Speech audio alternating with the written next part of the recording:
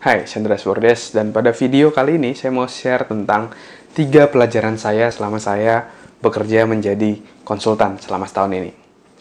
Jadi, setahun kemarin saya memutuskan untuk join ke salah satu perusahaan konsultan di Indonesia.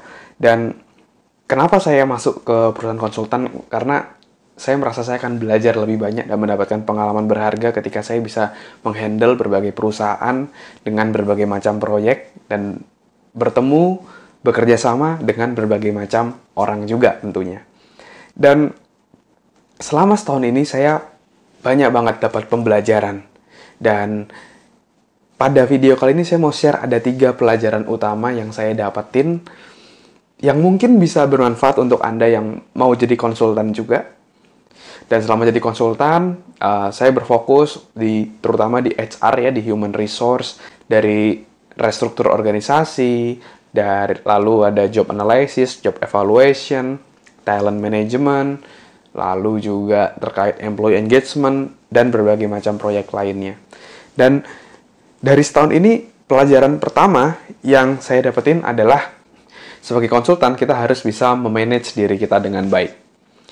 Karena tentu kita akan menghandle berbagai macam proyek gitu ya. Kadang-kadang harus fokus di A, fokus ke B, fokus ke C. Karena dalam suatu waktu yang sama, mungkin dalam sebulan, kita bisa handle 2-3 proyek kayak gitu. Jadi kadang fokus ke A, terus fokus ke B, terus fokus ke C. Nah itu harus bisa memanage diri dengan baik. Dan itu juga cukup challenging.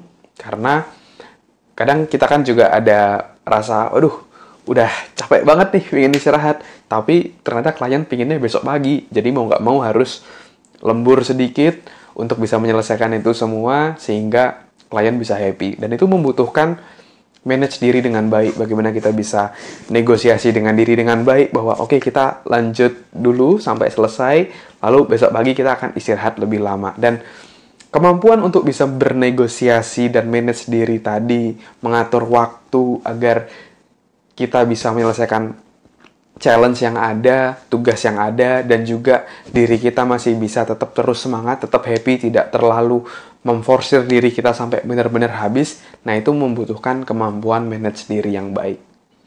Dan itu hal yang penting banget untuk bisa saya pelajari selama setahun ini, karena tanpa itu mungkin akan banyak yang cenderung terbengkalai. Jadi yang pertama adalah kita harus bisa manage diri kita dengan baik. Kenapa tidak manage waktu? Karena manage waktu itu out of control kayak gitu.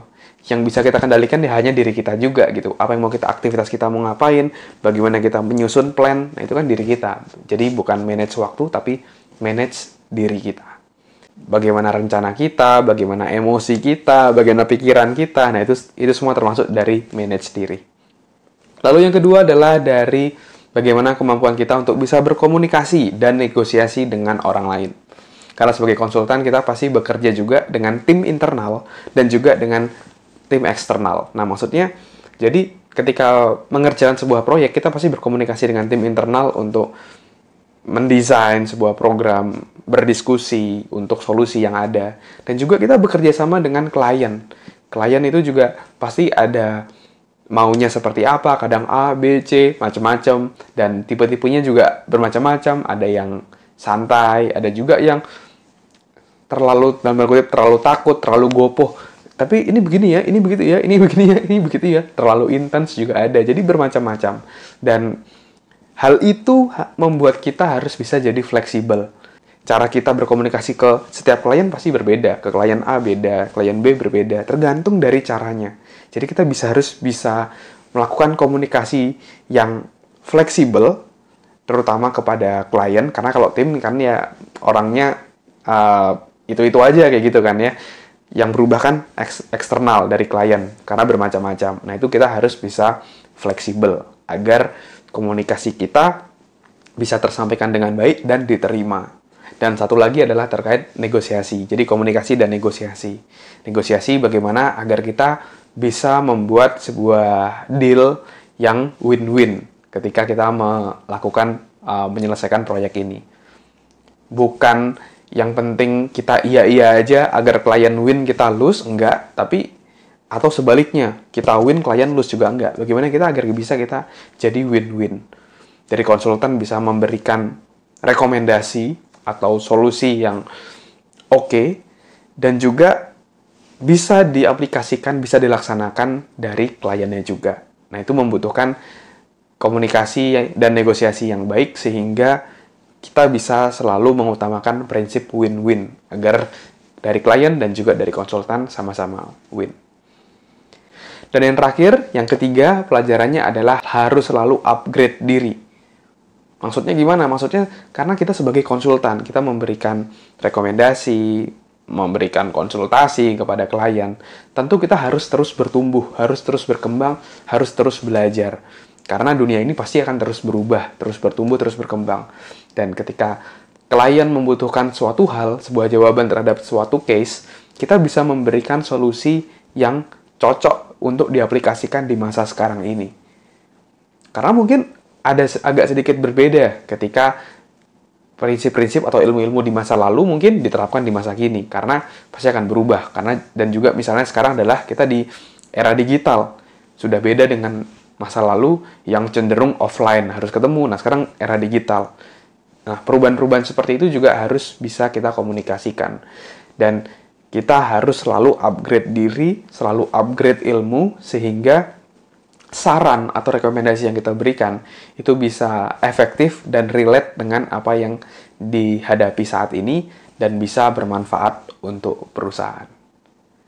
Dan tentunya perusahaan, klien juga bayar kita juga untuk itu, untuk mendapatkan saran dan rekomendasi yang sesuai, yang relevan di masa sekarang, dan juga relevan dengan situasi perusahaan klien saat ini. Oke, jadi itu dia 3 pelajaran saya selama menjadi konsultan selama lebih dari setahun ini, ya. Dan yang pertama tadi adalah harus pinter-pinter manage diri, yang kedua harus jago komunikasi dan negosiasi, dan yang ketiga adalah selalu upgrade diri, ya, selalu berkembang, selalu bertumbuh. 3 itu yang saya pelajari, dan ya saya bersyukur banget bisa bekerja sebagai konsultan. Saya belajar banyak banget, saya mendapatkan pengalaman yang sangat berharga, dan saya terus bertumbuh, dan tim yang sangat support di perusahaan itu membuat saya ya bersyukur banget bisa setahun ini, udah setahun lebih sekarang bekerja menjadi konsultan. Oke, thank you Bapak Ibu semua, teman-teman semua sudah menonton video ini. Semoga bermanfaat dan menginspirasi. Jangan lupa juga klik like dan juga subscribe channel ini agar Anda tidak ketinggalan video-video selanjutnya. Dan juga kita juga bisa connect di LinkedIn dan Instagram, silahkan di search Andreas Bordes. Oke, thank you semuanya. Saya Andreas Bordes. Sukses selalu untuk kita semua.